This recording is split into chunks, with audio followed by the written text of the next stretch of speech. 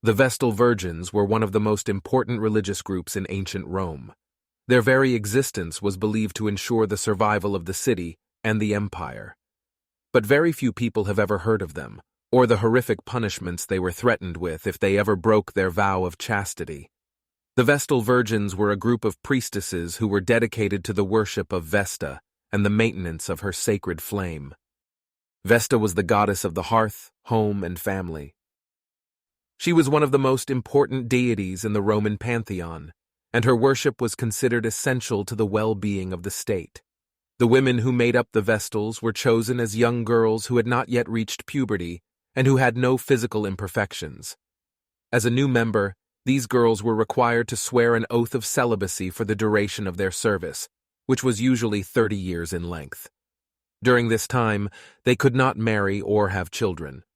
The Vestal Virgins were also required to keep their bodies pure and their hair uncut. Their physical purity was believed to magically protect Rome by keeping the goddess happy. The Vestals all lived in the House of the Vestals, located near the Forum, in the heart of ancient Rome.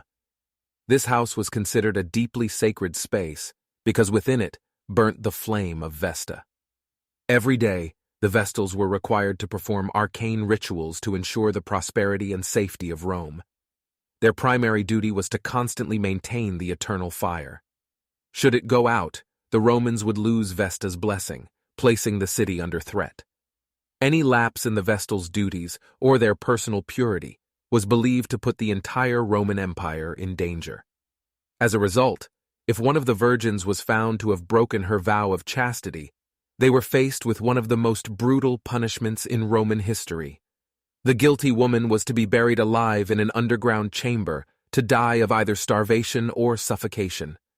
It was thought that only through her death in this manner would the safety of Rome be re-established.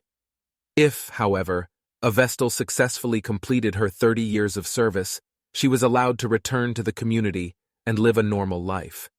Since they would be past childbearing age, many of the retired Vestals did not marry.